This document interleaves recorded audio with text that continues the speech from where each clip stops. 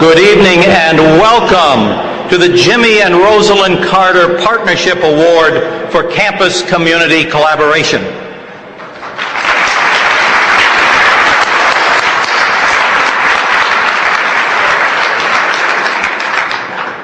I'm Ed Beard. I'm Dean of the McCormick Graduate School of Policy Studies here at UMass Boston, one of your hosts tonight.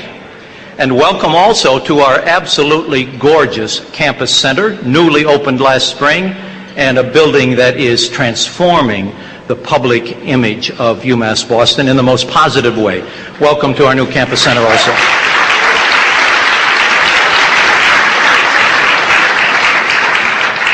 So we are your physical hosts tonight and very proud of this location, proud to be your physical host. But I want to emphasize right at the start that you have a second major host also.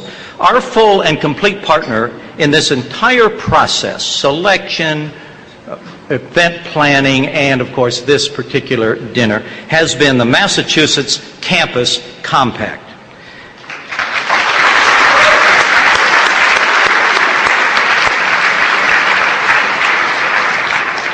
And you will be hearing from Barbara Kanyas of the Massachusetts Campus Compact later this evening. But I wanted to acknowledge their important, indeed their crucial role right at the start. Now I'd like to introduce to you our new Chancellor of the University of Massachusetts Boston, J. Keith Motley. Chancellor Motley succeeds former Chancellor Joanne Gora, who left UMass Boston to take the presidency of Ball State University in Indiana. It was Chancellor Joanne Gora who first brought the idea of the Carter Partnership Award to UMass Boston, and we thank her from afar for that initiative.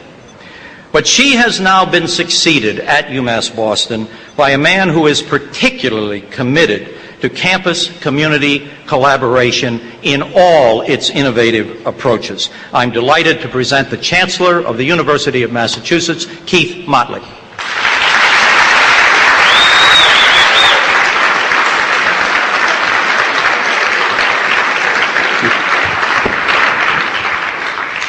Thank you so much, Ed, and thank you all for coming out this evening as well. You look so wonderful tonight.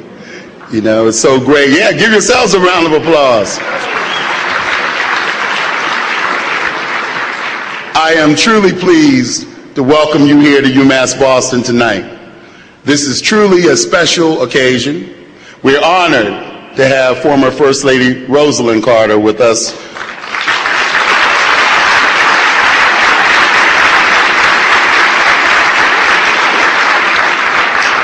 To present here in Massachusetts our inaugural Jimmy and Rosalynn Carter Partnership Award for Campus Community Partnerships.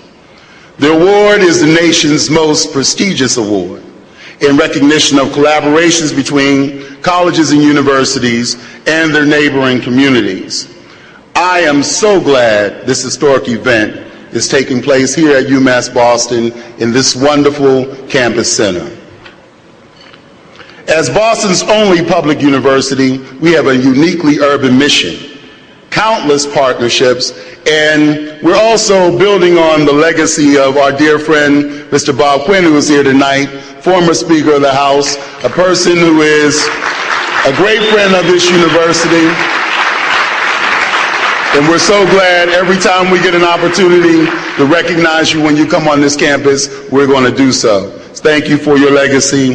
We remember your work, and we know that we should partner with the Boston Public Schools, so we do that. We remember your work and know we need to partner out on Columbia Point, so we do that. We also know that we need to serve this community, and we do it through service learning on this campus. And also we know we need to do it through our colleges, particularly our College of Public and Community Service and all of our colleges here on campus. So many campus community partnerships are here on this campus that we've undertaken the Are You on the Map initiative so we can identify all of them, and we'll report out to you in November as we move forward just what many of those are. As an institution with a strong focus on campus community partnerships, we're pleased to host tonight's event and applaud the fine work of the finalists. Clark University and the Maine South Community Development Corporation for the University Park Partnership. Give them a round of applause. Mount Holyoke College and Girls Incorporated for the Possible Cells Partnership.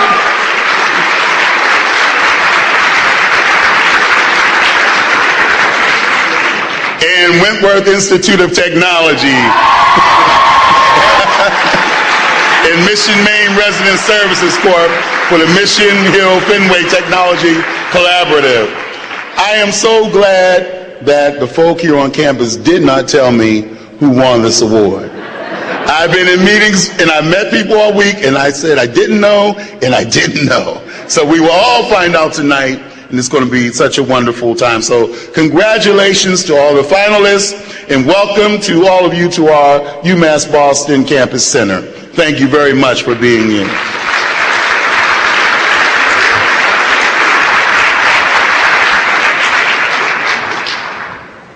Thank you, Chancellor Motley. He does not, in fact, know who is the final award winner. We have not, in fact, told him. But that is not because he hasn't tried to find out. He has, I'll say delicately, hinted to me on several occasions, just hinting about who might have been the winner. And I am a mere dean. It's not that easy to stand up to your chancellor, particularly when your chancellor is 6'8". But I did so, and I want all of your protection from this point forward. I am also delighted and honored that President of the University of Massachusetts, Jack Wilson, is here with us tonight. Jack Wilson is also new in the presidency of the university system, although he's been with us with the university for several years. Been the president only the last year, but in that year has shown in the most clear and effective way how much he values this campus and how much he values this campus's community involvement. So let me invite Jack Wilson, President of the University of Massachusetts, to say a few words.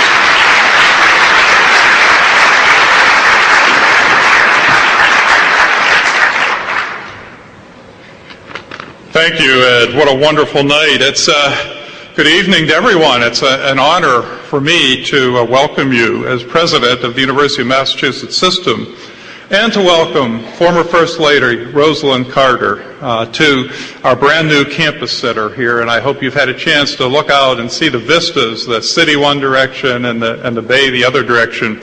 And as been mentioned, this has transformed this campus.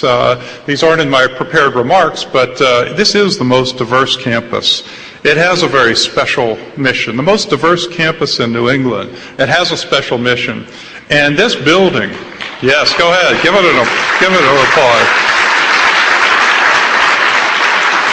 This building symbolizes what students can be, coming from difficult means often, coming from different socioeconomic groups that haven't had access to higher education. And this symbolizes how far they can go. So we're so pleased to have this building online. I'd also like to recognize Barbara Kanyas, the Executive Director of the Massachusetts Campus Compact, for her organization's efforts in making this ceremony possible.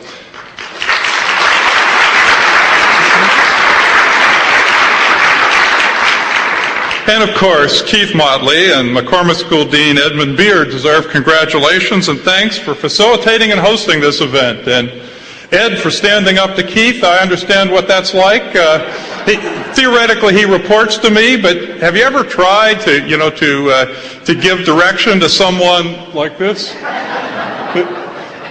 The photographers are always stand shoulder to shoulder, Jack and Keith. And we do stand shoulder to shoulder. But it's just a little harder for me. As a public university in Massachusetts, most fitting that we participate in a program that celebrates 3 inspiring campus community collaborations here in the Commonwealth, such as those honored tonight as finalists, and I don't know who the winner is either, by the Jimmy and Rosalynn Carter Partnership Award for Campus Community Collaboration. Public service is an intrinsic part of our mission as a state's university. We have a threefold mission: education, research, and service. While the public may more readily associate us with education and research, We attach equal importance to our service mission. Each year at UMass, we recognize faculty members from our 5 campuses who have made significant contributions to the well-being of our citizens through their research and their work within our diverse communities statewide. They are outstanding people who do remarkable things. Every day, these individuals and their colleagues from throughout the UMass system translate their research into practical solutions to community problems. Wentworth Institute of Technology, Mount Holyoke College, Clark University are 3 private institutions of higher education that are to be commended for reaching out to make a difference. The services they are providing through these creative partnerships are changing lives for the better, especially the lives of countless young people. As Americans, we're all privileged to have 2 such distinguished, dedicated, and admired public figures as Jimmy and Rosalynn Carter, who care enough about local communities across the nation to invest their time and energy in this most worthy effort. The Carters have demonstrated in a vivid way that public service and community service are not mere catchphrases, but values that we must all embrace in order to build the kind of society that we want for ourselves and for our children and future generations. President and Mrs. Carter are among the most illustrious Americans of our time, and to win an award bearing the Carter name must be counted an epic accomplishment. Again, it's an honor to welcome all of you to the University of Massachusetts. Thank you.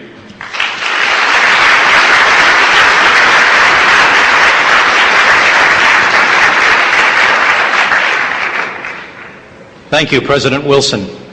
There are, of course, an enormous number of people who contribute to an event and a process like this, and I hope that you will take our program tonight and look through it either during dinner or after you've returned home to see the people who, well, to see all of the various nominees for the award, to see the selection committee, which worked so hard to go over so many eminent and deserving nominations, and to see the event planning committee. So I hope that you will give them their due by reading through that brochure. But I must single out 4 of our most important sponsors, without whom this event simply could not have been put on. In particular, we must thank the Annie E. Casey Foundation for their generous support, which allows the replication of the Carter Award outside of Georgia.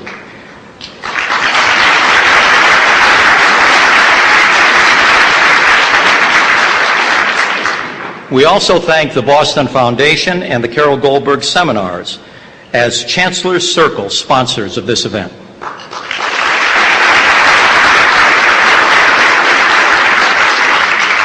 And we thank our sister university, Northeastern University, as a community builder sponsor.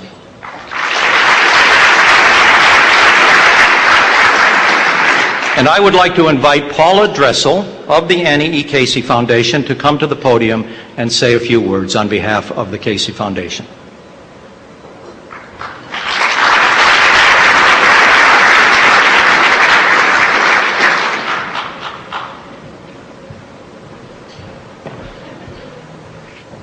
Good evening.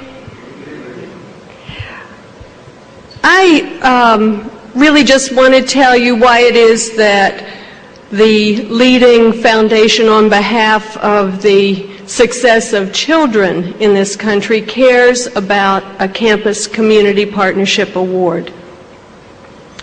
The work of the Casey Foundation is to improve the lives of disadvantaged children, and while we focus specifically on urban communities, increasingly we understand that that has to be an effort that ranges across rural communities, along the southwest border, and in Indian country in this nation. So a children's foundation came to be interested in higher education institutions because when we moved in our investments into communities in urban areas, one of the things we noticed is that those communities have enormous assets, the assets of their people, of their faith institutions, and indeed of their higher education institutions. we felt that it was important to encourage higher education institutions to be good partners, respectful partners with the communities that surround them. And it was that seed of investment that led to the idea of both promoting the Carter Partnership Award at its home institution of Georgia State University and then replicating it around the country thanks to the good efforts and the strong commitment of many people in various states around this country. When we talk about anchor institutions, which include higher education, we're really talking about their commitment to being partners in three ways: with communities and on behalf of communities. The first is clearly through the most visible form of campus community partnerships, which we're honoring tonight. But higher education also is an enormous economic engine in communities and hopefully for and with communities. The contracts that they let, the people they employ, the real estate that they develop, if it's not as a good neighbor, then we have lost an important opportunity to build the assets further of the communities in which we reside. And then finally, we're interested in what we call communities within. A lot of the folks who we partner with in campus community partnerships actually come from communities and are hired by campuses, and so we don't want to overlook the fact that the assets of local communities actually are present on our campus, often in some of the most invisible forms of work and the most unappreciated forms of work. So our investment in higher education as an anchor institution, as a children's foundation, is to improve neighborhoods through partnerships, through the economic engines that work on behalf of communities, and through paying attention to the enormous assets of communities within higher ed campuses. It's really the basic point that we are neighbors to one another. We want to invest in a movement of goodwill as well as good work. We need one another as communities and as campuses, and tonight is really to honor that compact. I want to thank Mrs. Carter for her ongoing commitment to being present to honor the people who do the work every day, and also thank her for the work that she does every day on our behalf.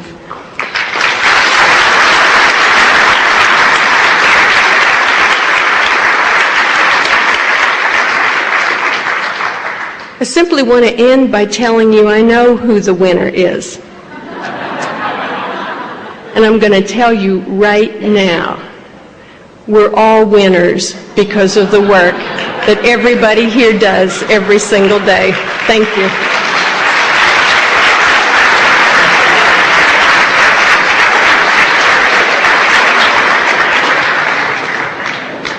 Thank you, Paula.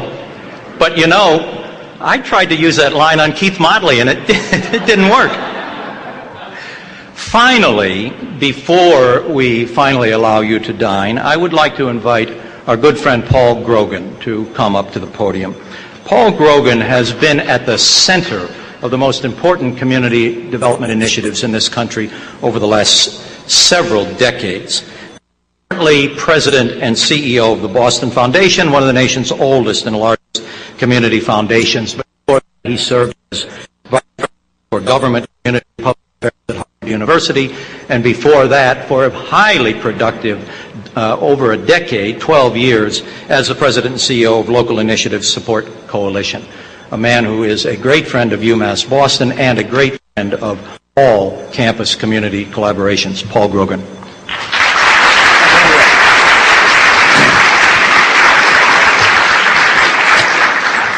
Well, since Ed has disclosed, since I'm the last thing between everybody and dinner, I'm going to be very, very brief. But there's a reason, the real reason, that the Chancellor and the President do not know who the winner is that the winner has actually not been selected. Unfortunately, what I think the University Park group missed is that part of the final selection, which is great to the applause meter. And since they didn't read the rules, I'm a Boston guy, but I love Clark University, so I want to give the Clark University Maine South Community Development another chance. The Clark University and Maine South Community Development Corporation for the University Park Partnership. All right, you pulled even in the applause meter. Now we'll see what happens. Here on behalf of the Boston Foundation and the Goldberg Seminars, as said, two entities that are very pleased and proud to be here this evening, and Carol Goldberg, a prominent donor and civic activist in Boston who started the Goldberg Seminars 20 years ago or so in Boston that have been so influential on such a wide variety of topics, is very sorry she cannot be here tonight. But I'm very happy to report that we have with us her daughter, Deborah Goldberg, the former chair of the Brookline Board of Selectmen, and someone who has apparently inherited every activist gene her mother has. Deborah Goldberg.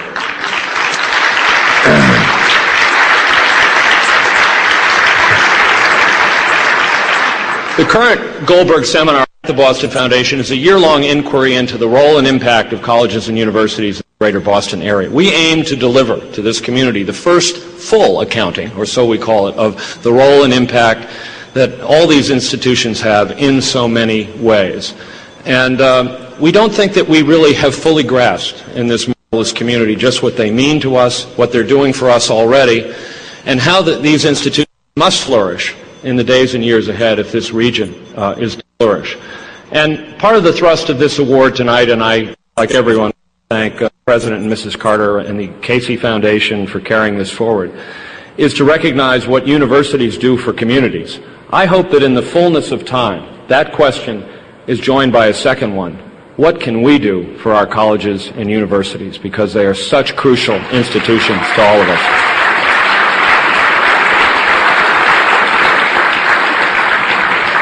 Finally, thank you so much to UMass Boston, our marvelous public university in the city, their partners, Northeastern, the Campus Compact. This thing is long overdue, and it's really going to tell us one story after another, stories that we very much need to hear and replicate. Thank you very much. Thank you, Paul. That concludes the welcoming part of the evening. Please enjoy your meal, and the recognition program will commence immediately after the meal. See you then. I'm delighted to introduce our co-host this evening, Barbara Kanyas of the Massachusetts Campus Compact. Barbara?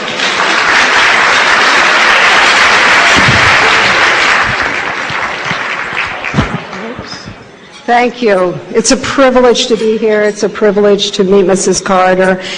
And it's a privilege to be in this room with all the partnerships that I know are here. And before I introduce the video and introduce again the finalists, I want to just the partnership programs that are in this room.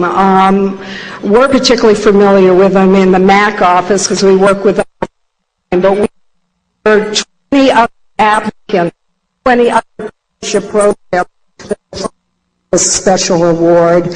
And of course, we could only have 3 finalists, but we're all very much aware of their contributions to making Massachusetts a healthier community. So I'd like to applaud those other applicants.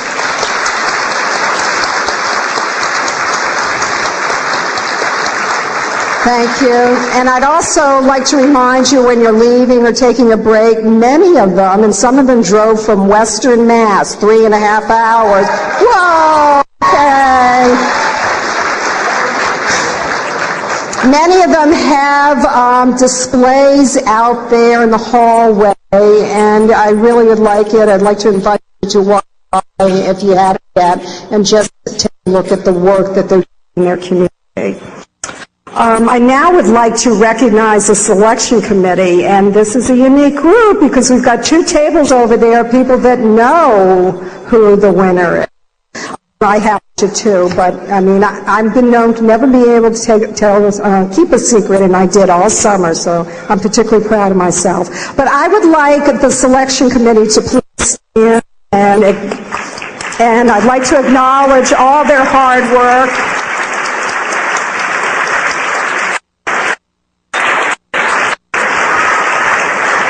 Thank you, and you'll see their bios in the dinner program. Thank you again. I think we all know who the finalists are, but what I'd like to do is, again, just remind you that we are now moving into the video, and what the video is that there will be 5 minutes on each partnership program that are finalists.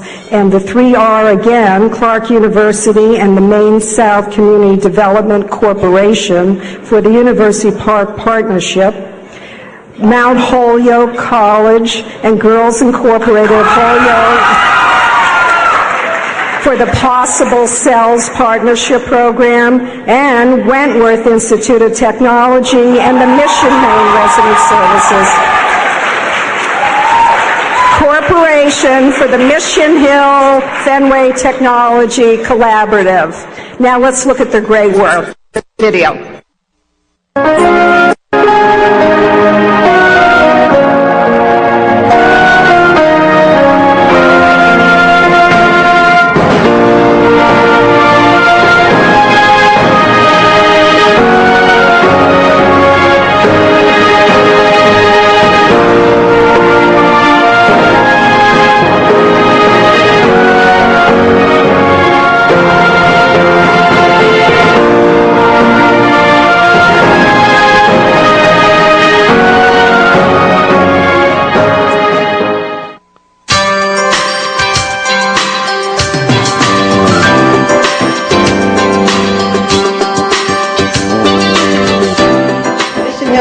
Technology Collaborative came together about 4 years ago.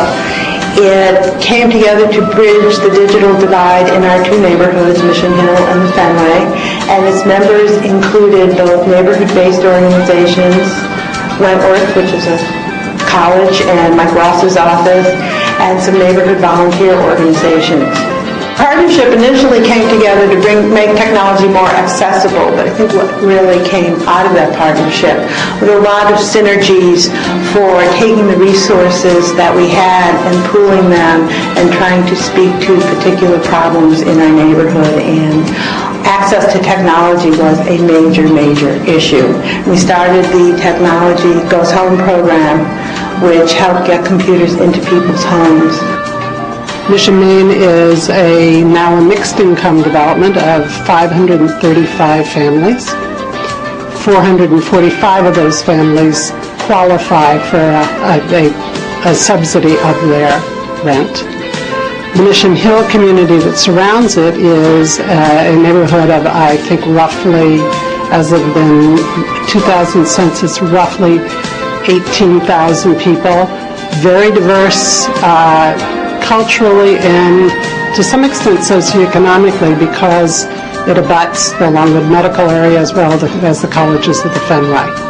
I think you could say that certainly a lesson that could be learned from our collaborative is if you can find a common ground of interest between residents, community-based organizations, and institutions, you can very likely, sort of grow a program that has far-reaching and very dramatic positive effects on residents, institutions, and also on the community-based organizations in the neighborhood. So through this collaboration,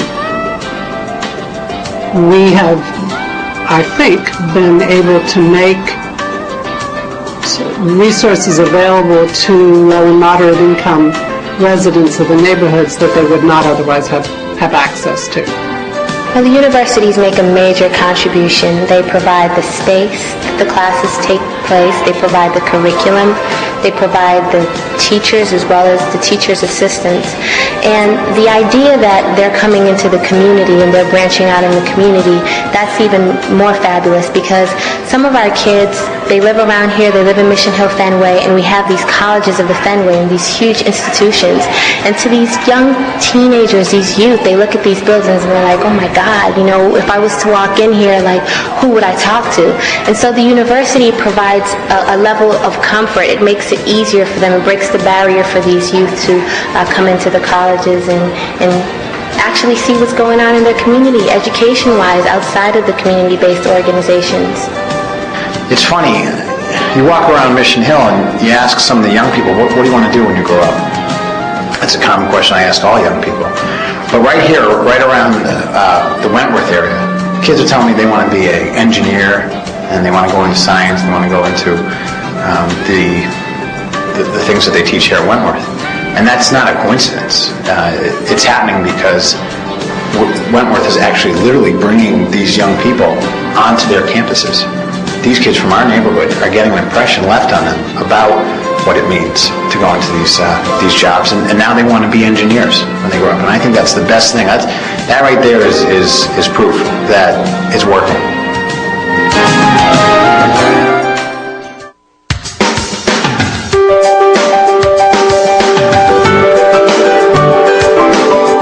The Possible Selves Partnership involves Mount Holyoke College women and teams from Girls Incorporated of Holyoke.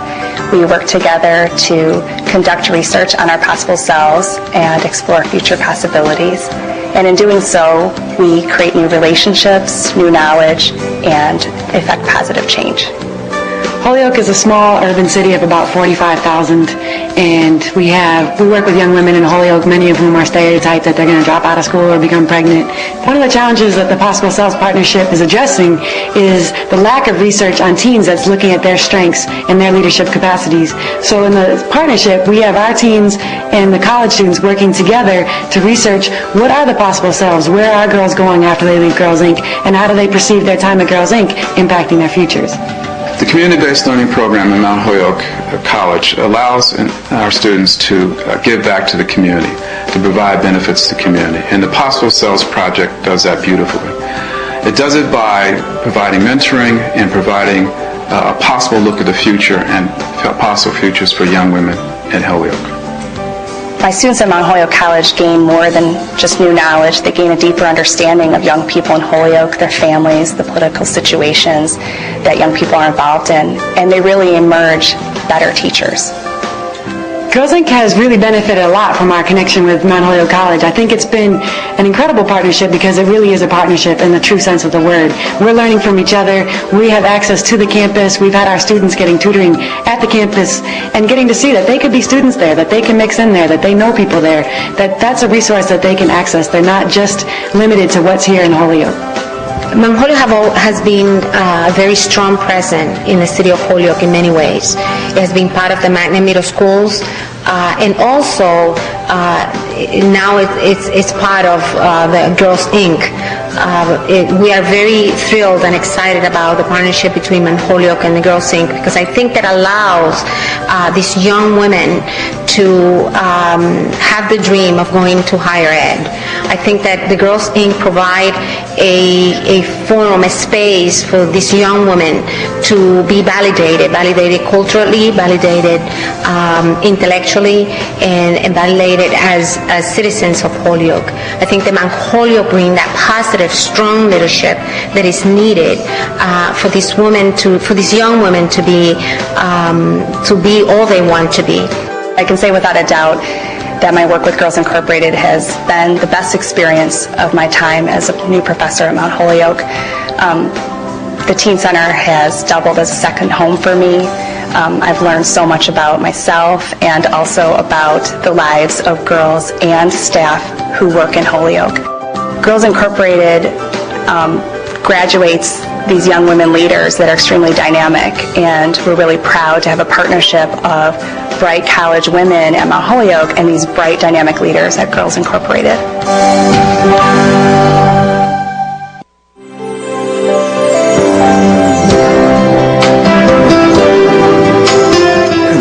University Park Partnership is a collaboration among the university, the other institutions in Maine South, and the neighbors, the residents who live here, to make a better neighborhood by improving housing, by improving safety, by improving education, by improving recreational opportunities.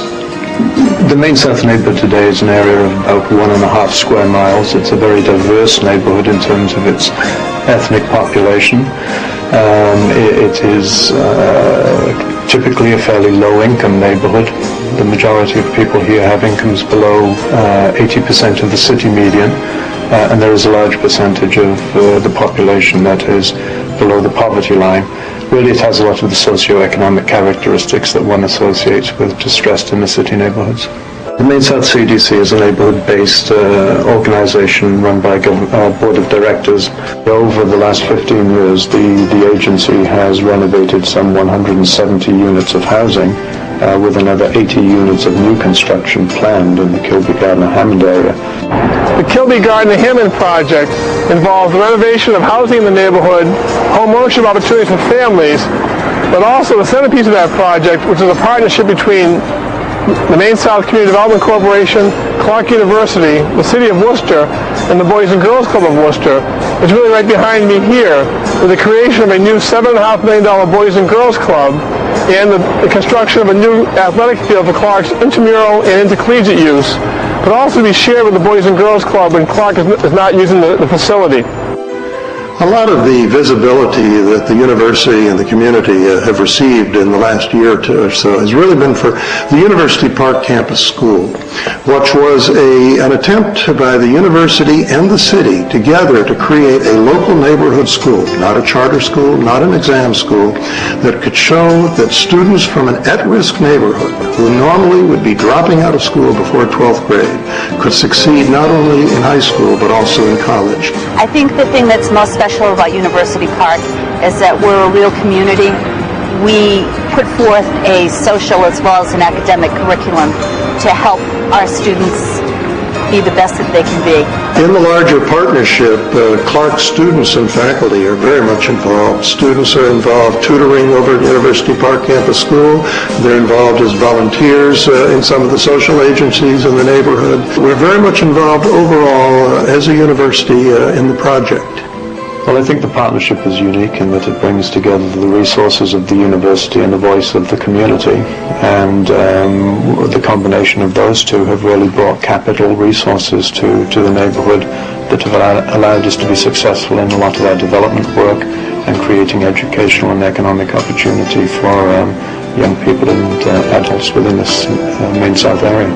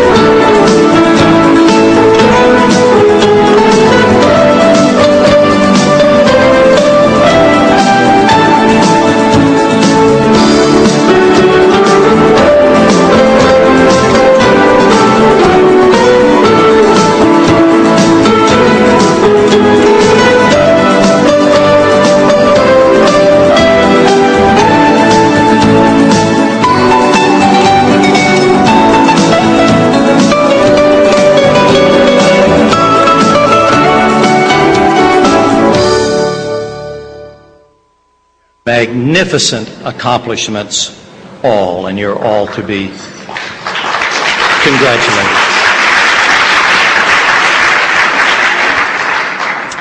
It now gives me enormous pleasure to invite to the stage Sue Seagull of Georgia, founder and director of the Carter Partnership Award, who will introduce Mrs. Rosalynn Carter.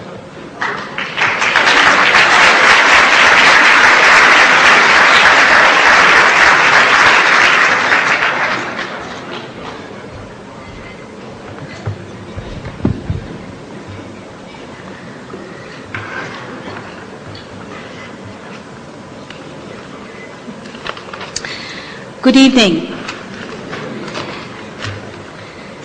It gives me tremendous pleasure to be here this evening with you at a place that started the movement for the national replication of Carter Partnership Award. Thank you very much, University of Massachusetts and Campus Compact.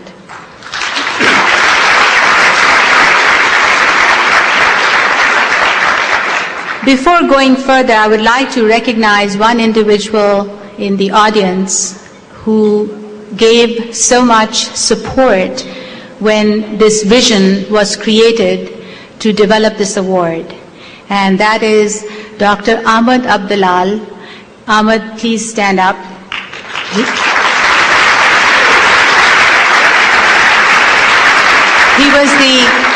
He was the dean of the college at Georgia State when we started this program, and now he has moved to Boston. I'm also grateful to Paula Dressel in her encouragement and support.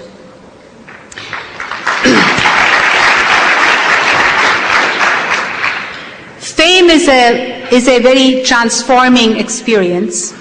Unfortunately, the media and the PR firm are the ones that design the transformation of a person from a personal role that people have to a private one. The private persona has no resemblance usually to the public persona. They asked Kasturba Gandhi, the wife of the social change patriarch in the national movement in India, Kasturba Gandhi, wife of Mahatma Gandhi, and they asked her, how is it that Mahatma Gandhi is able to speak for 3 hours without any notes, and he never contradicts himself? And her answer was that most people, what they believe and what they say are very different. And what they think is even further different than what they really believe. For him, it's all the same. He thinks, he believes, he delivers, he is what he is. Rosalynn Carter is just that. Rosalynn Carter is that kind of a person, and it is tempting to say that you see what you get, and there would be a measure of truth to that. There is the characteristics that have led her to an enormous body of good work over a lifetime of dedication to service are simply and directly those characteristics that define Rosalynn Carter. The inner strength, focus, holding firm in spite of odds, integrity, are some of the characteristics that define Rosalynn Carter. But at the same time, Rosalynn is more than what you and I see. Fame is one thing that she does not, it's a value that she does not seek after. Just like the programs that apply for this award. She is often found in the most high-profile situations and places, and she seeks the lowest profile way to get the job done. She adheres to her values that show forth in abundance in her work.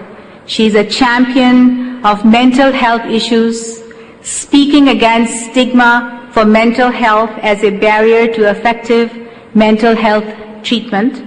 As an equal partner to President Carter or with President Carter, she works through the Carter Center that they founded together in 1982. They have monitored elections in 20 countries, helped farmers triple their grain production in 12 African nations. They have helped eradicate guinea worm disease and so much more. Her service is always in the spirit of what the Bhagavad Gita calls or describes Nishkam Karam, which means egoless action. My privilege over the years has been to know her, the one and only Rosalynn Carter, who has given me friendship and love. The singular persona that has accomplished so much and has been a personal inspiration to me to be of service to others. My privilege tonight, ladies and gentlemen, is to introduce her to you. Thank you very much.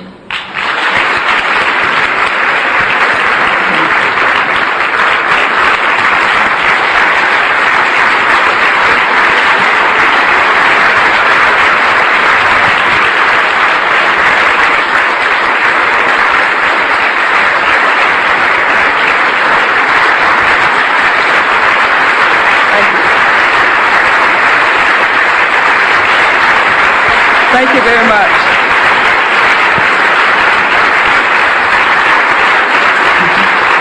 Thank you. Thank you. And by the way, this is a great room. I love your new building. And the views are really wonderful. So it's good to be here. And I want to thank Sue. She is a good friend. And as you've learned, the partnerships began in Georgia, and she was the one who initiated them. And then she's been responsible for the expansion to other states all on her own, and I'm deeply grateful to her. The awards, the partnerships, actually grew out of the Atlanta Project, which was a Carter Center program to reach out into the community in the poverty area of Atlanta. We divided that area into clusters, and we got business people. We went to the big corporations and businesses and asked them to give us not money, but one official to go into that community and work, because it's a lot of difference in giving money to a cause and actually becoming involved in it. But we also got the religious community, all of the churches, women's organizations, everybody working together, and we got every university in Atlanta to work in a cluster. And Sue went one step further and started the award. So that's how it all came about, and it's just a real honor for me to be here tonight. And it's just a great program. It recognizes groups like these you've seen tonight who work and do such good things in the community and often don't get much recognition. But it also brings attention to what the university is doing in the community, and that's very important. And the award ceremony is always thrilling. Such great things happening in communities all across this country, and it's good to be a part of it. So I want to thank the University of Massachusetts and the Campus Compact for adopting this award here. It's really special to me to come and be with you. Well, public service is so important and a very diverse field. There are many ways to be involved, such as with this university and the Campus Compact, and through non-governmental organizations like the Carter Center. When Jimmy was retired involuntarily, we had a lot of things that we wanted to do, and we're fortunate because the Carter Center has given us a forum from which to work on the issues that are important to us. I have worked on mental health issues since 1971 when my husband was governor, and I have a great mental health program at the Carter Center. And I have a task force that guides me, and actually I have 2 or 3 members of my task force in this area. And you saw me put my purse over there because when I get through here, I'm going to slip out and go meet with some of my friends here in Boston, so you'll know why I'm leaving. Well, most of our programs at the Carter Center are overseas. We have programs in 65 countries, 35 of those are in Africa. They're the poorest, most isolated countries in the world. We go to Africa 2 or 3 times a year. We just finished monitoring the elections in Indonesia, and so that was our 52nd election. And we monitor them.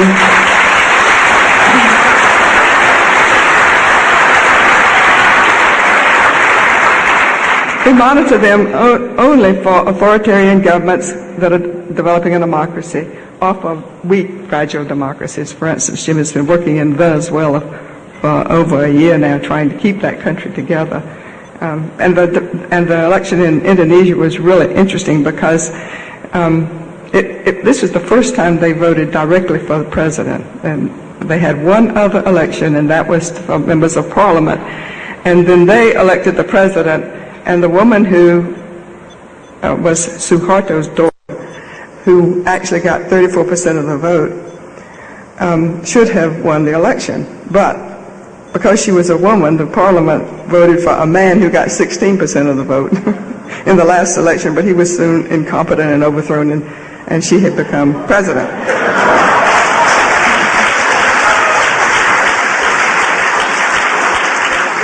Well, we have a lot of programs, and they all fall under peace and health. Peace is the conflict resolution, human rights, building democracies, sponsoring, trying to get countries to become democracies. And one thing that we have found really is interesting, that you can sometimes solve a potential conflict with an election. Jimmy says politics is the art of self-delusion. And if we get opponents who will not sit down to negotiate because they just hate each other and they will not sit at the table, Jimmy can talk to them sometimes and say, well, if you have an election, the best man, or these have all been men, best man will win. And sure enough, they'll all think they're the best one. And they'll agree to an election. That's happened on several occasions. In our health programs, we are working on to eradicate guinea worm. There were 350,000 cases when we started. There are now 20,000.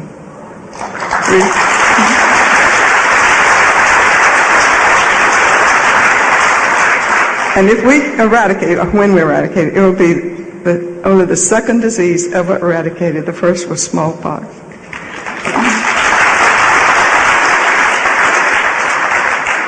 We work to control the other diseases that we work on too. In fact, 2/3 of our budget is on health issues.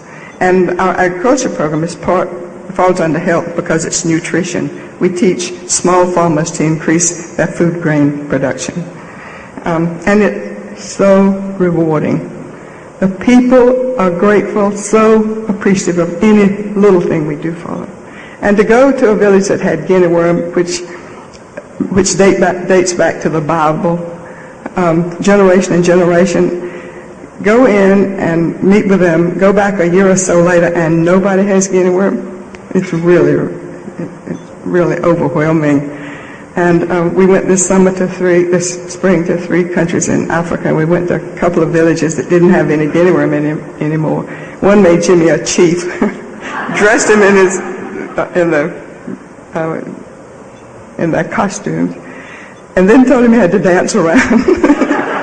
Everybody in the village is there, and they all dressed in costumes, and some of them still, and it's exciting. In another place, they made him king and gave us some land. Well, with our programs at the Carter Center, we build hope where none exists and give people a reason to believe that the future will be better. We believe this is the best way to work towards peace across the globe.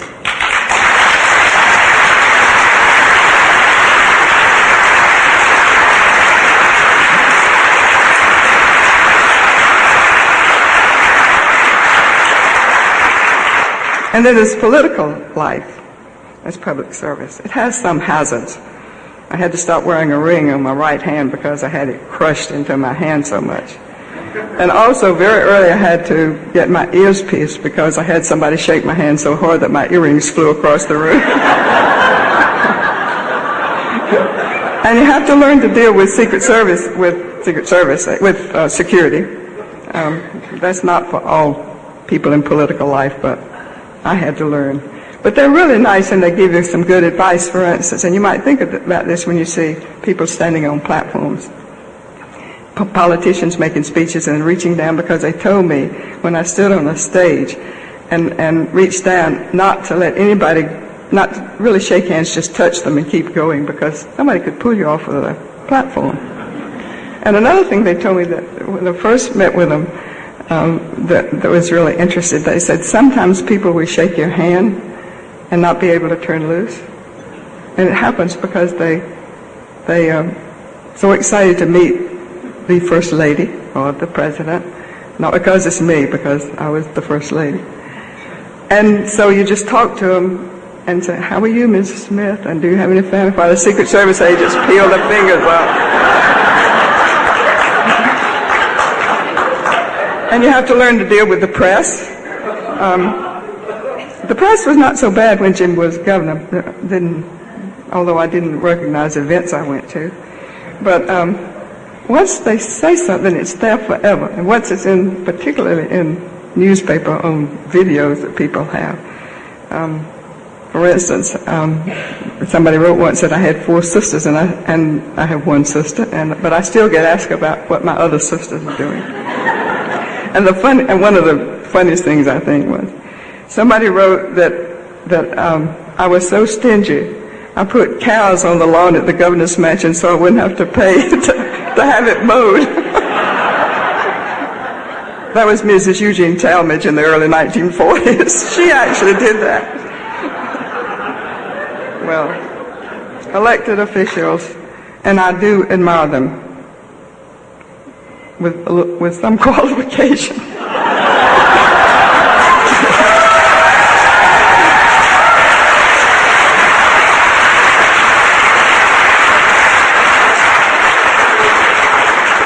But they really have great influence on issues that are important, and so I do admire people who go into politics, and I encourage young people to go into politics. We need young people if they're in here tonight.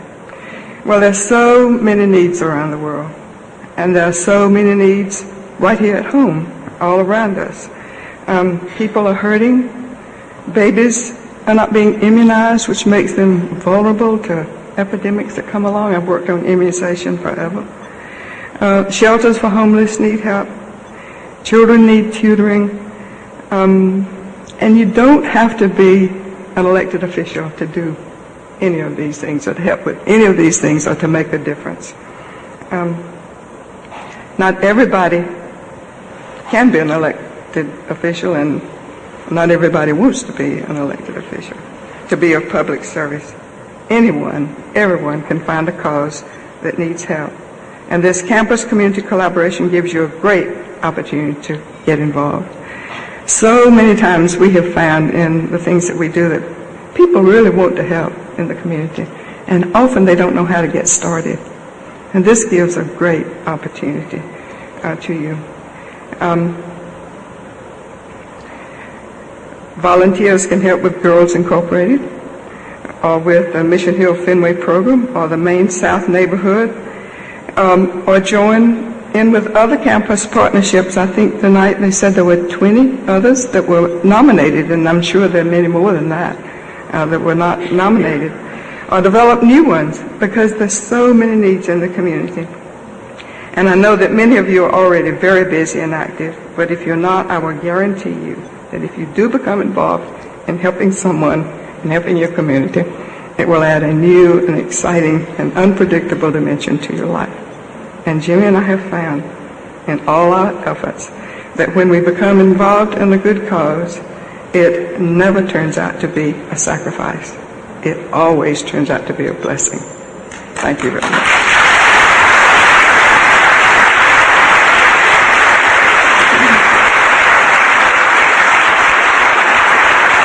And now it's time to present the awards.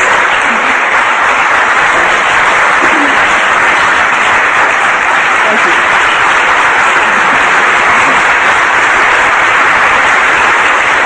Thank you very much. And now we have to present the awards. The suspense is about to end.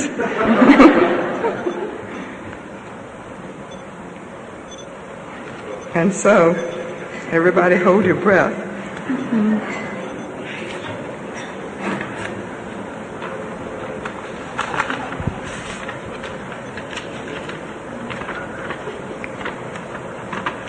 The winners for the 2004 Massachusetts Corp Partnership Award for Campus Community Collaboration are Clark University and the Maine South Community Development Corporation of the University Park Partnership.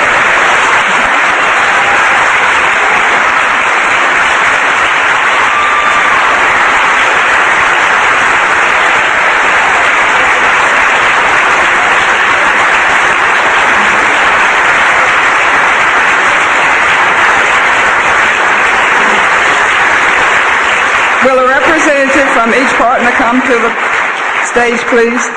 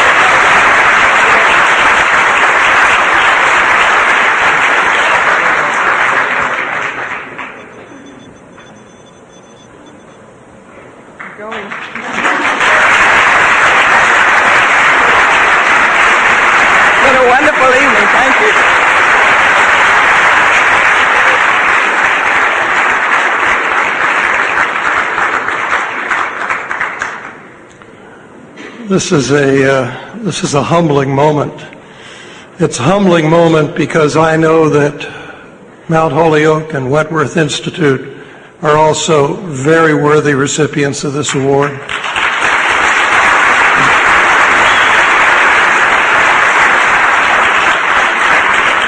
And I dare say that some of the other 20 nominees are also. But it's such an honor and a thrill to receive an award named after President and Mrs. Carter. This week is President Carter's 80th birthday. And I cannot think of any president who, after serving with such distinction while in the White House, has done as much for the people of the United States and the world as President Carter has, and as the partnership has of Jimmy and Rosalynn Carter.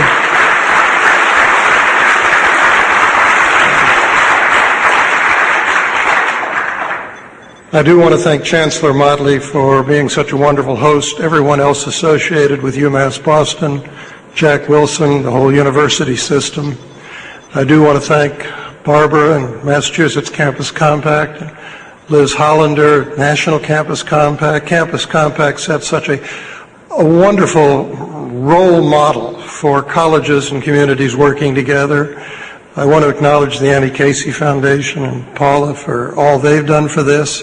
And I certainly want to acknowledge my friend Paul Grogan, not only for what he does for this event and the Boston Foundation, but for what CEOs for Cities does to foster college, university, and city partnerships. In fact, one time I gave a talk at a conference that was co-sponsored by CEOs for Cities and Campus Compact, and I was there talking as if, yes, these are the two natural partners to really, between them, put the whole act together for colleges and their cities.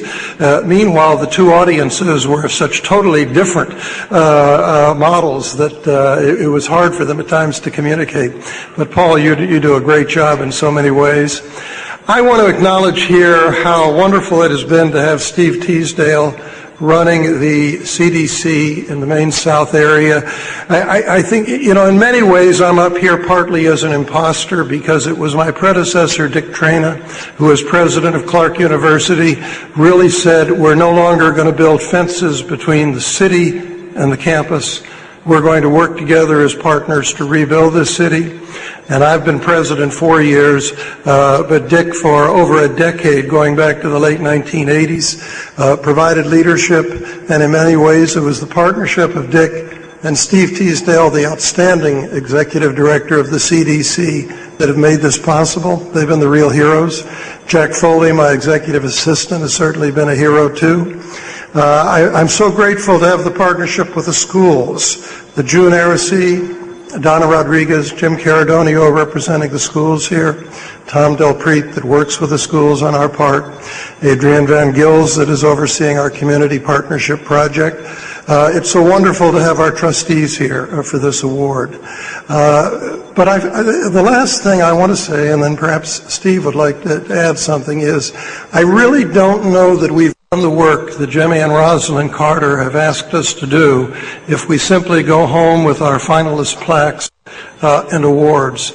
I think our work not only continues in our neighborhood, but our work will continue as role models for all the other colleges and universities, and I don't think we should rest satisfied until every college in the United States is a legitimate contender for a Jimmy and Rosalynn Carter Award.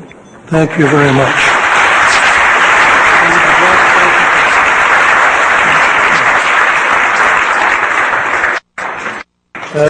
Much. I want to John thank everybody, but I would like to acknowledge the other nominees tonight, and I think we all learn something from other entities at events like this, and we take something home from these presentations that we can work on ourselves.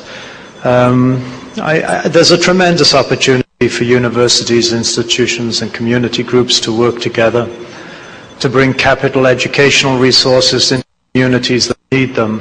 And I think that once universities and institutions start to see themselves as part of the community rather than the community, then we will see a lot that happens to the benefit of residents and students alike within those communities. To me, it's a tremendous honor to be receiving this from somebody like Rosalynn Carter. I think it's a time today when we wish there were more people with a statesman-like diplomatic approach to world affairs that Jimmy Carter and Rosalynn portray.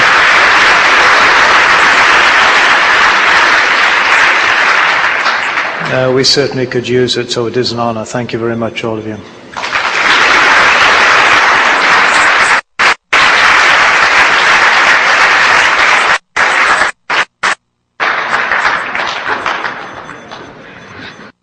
I want to thank again everyone and close the evening by telling all our friends here that Massachusetts Corp will continue to host the Carter Award, and it'll be part of the Massachusetts higher education scene and the work that we all do, and we will continue to leverage this work and we all work together. So thank you and look forward to some future information, and good night.